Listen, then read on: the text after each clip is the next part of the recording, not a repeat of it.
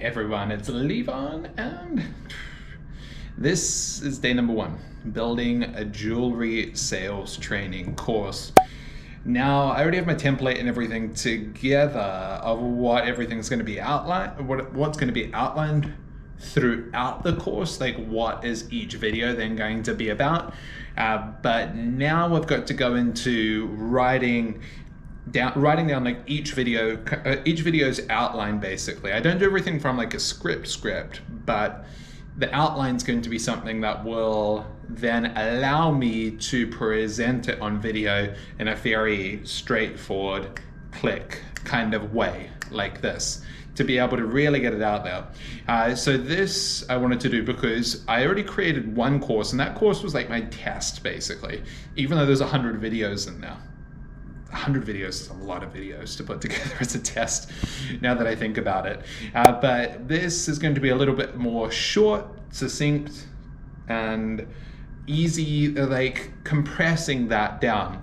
100 is too much. Like, I feel there needs to be clarity when it comes into teaching or when it comes into coaching in this way. But also I want to put some parts in here that's going to help outside of just like face to face when it comes into the whole sales process. But this is, as I said, day number 1. I'm going to go through it, and this series you're going to see and get some of the behind the scenes of how it's all put together, how it's all then made, and this is my way of like documenting the process of me also getting it out there to more people, to like getting it out there as in promoting it, and getting people to sign up to the course and get feedback from it though as well. But this is what it looks like so far. You can't really see it too well on there probably, since I'm shooting from a GoPro. And yes, that is paper towel, because it's very, very, very fucking humid here in this place that I am at the moment. I'm in Melbourne. But I got this all to myself for now. Whew. Outlines done. Now my brain feels a little fried. And I think that's one of the biggest difficulties that I've been experiencing with all of this creative work, is like how to keep the mind stimulated in that way of like you can put out so many different ideas, like idea after idea after idea after idea, but one of the biggest struggles is like, you know, you read and you see the dream of like, oh my god, oh, I got 100,000 views, I'm getting paid this by YouTube and all of that. I'm okay in my position now where I'm like, I'm not doing this for the money, but the money is something that then gives proof or evidence, though, to that you're proficient at doing what you're doing because you earned X from this. And, you know, no matter how comfortable you could end up being, and like, look, I do need a lot more though as well. Like, I'm not saying that I'm fucking wealthy and all that kind of shit, but it's something to keep in mind where it's like there's that is how we measure what then is successful overall, is by how much revenue is actually generated from that. So there's the big difference of me then creating more for putting it out there into the internet, like into YouTube, and this is where this video is going, and me placing it then somewhere else where a person can then end up paying for it, and deciding on and determining on where is that fine line of like, okay, now this is like, this is enough of that. Now it's time to allow people the option to be able to pay for something. So yeah, it goes back in my head. But from this part with creating all of this, it's been it's really taken what, like an hour and a half, and you know, an hour and a half to write an outline of, oh my god, how many videos do I have here? I have 1, 2, 3, I have 4, 5, 6, I have 7, 8, 9, 10, 11, 12, 13, 14, 15, 16, 17, 18, 19, 20, I have 21, I have 22, I have 23, I have 24, I have 25, I have 26, 27, 28, 29, I have 30 videos. 30 videos in this course will be the outline, that's what I've outlined so far. Now within the recording of it, I know that I'm going to start recording.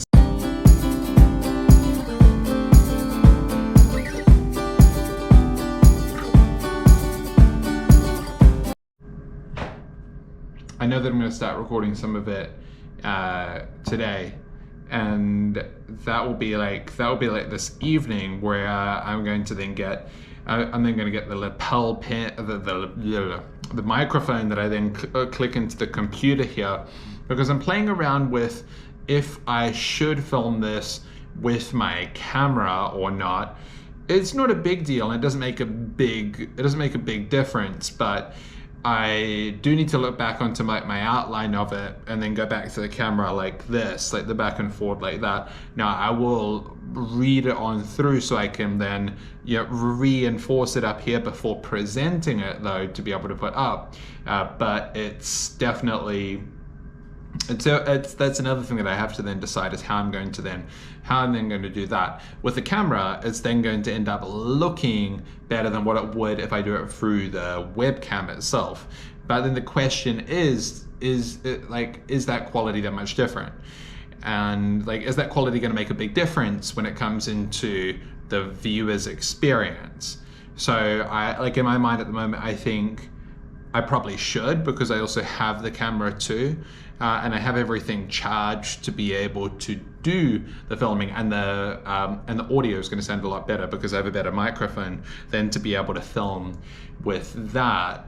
And that's the next. So this is the next step. Step number 2 is then going to be that. But now that the brain's a little bit, I need to be able to go and eat something. I've got to then, I think I need a haircut. I also need to get my eyebrows done though as well. I need to get those. I'll get those done, and then after that, I had a bit of a mental break from it. Maybe walk on around a little bit, listen to another podcast or something like that, and then get into it this evening. I have lighting and everything, so it doesn't matter if I film later on in the night when it comes into recording the content for the course. But that's the next step. Here we go. Day number 1 still. Now back in the apartment, here is the setup. So I figured out a way, and I've tested it to be able to get the best possible lighting for me to be able to film with. Was then going to be using this couch. Then I had to turn on the overhead lights. Without that, I was too darkened out without having to turn up. And this is something good to know as well when you have a camera like this, Canon M50. You have options to play around with when you're filming in manual.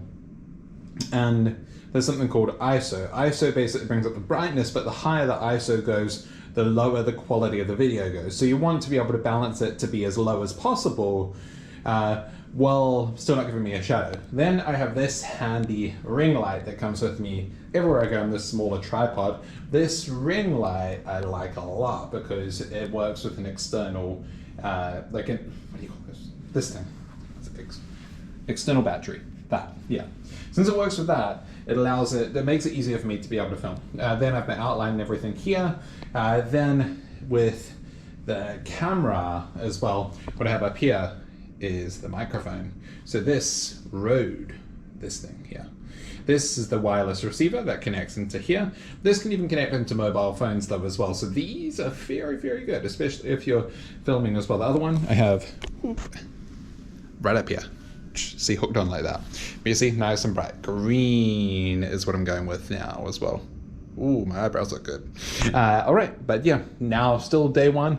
I've done with the script, so now it's into filming. I'll see how much I get done, and then I'll update when I've finished doing as much filming as I can. Either something dies, or I get it all done, which would be perfect. That way I'd be ahead. See what this means? The flashing means the stuff died on me before I finished shit. This means I finish my videos tomorrow. To tell you kind of where I ended up getting up to though, I ended up getting up to the sapphire part of it. So I only have now, I have 1, 2, 3, 4, 5, 6, 7, 8, 9, 10, 11. So I have 12. I have 12 videos left to be able to do. So to me, that's not bad. But considering I had 30, I think I've done 50% of it though too, which is awesome considering the amount of time that I put into it. All of these were one takes also, which is very, very good. But these one take things, they happen over time.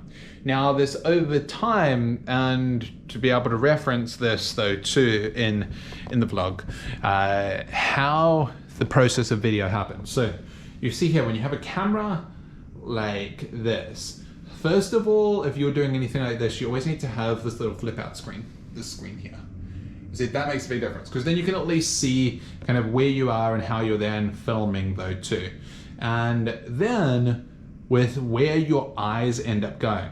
Now I end up looking at the Canon logo, this logo that you see here, because my eyesight should be looking directly in towards the camera, but that black part there isn't so easy to be able to keep my eyes fixated or focused on. Another technique that I've sometimes used as well is grabbing a bit of sticky tape and putting it like on the bottom portion here of the camera, or where the tripod then is also.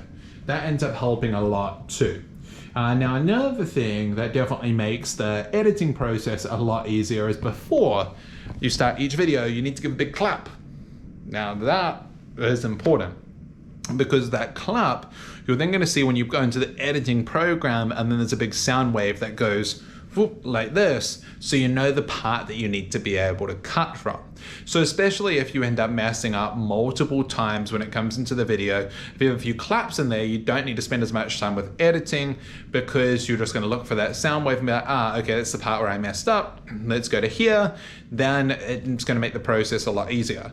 Now, I don't know if I'm going to edit all of these myself. I filmed it with the purpose of me doing all the editing personally because I want to be able to keep it simple. Some of the YouTube videos that I'm doing now, I've got an editor on Fiverr that I like, but I'm paying him for it though too, which is okay because I know that eventually it's going to end up making that difference. A lot of the videos I edit myself still though, but I do have him that ends up helping me out. So I think I might end up editing these myself because it's that next course that I want to then be able to put out.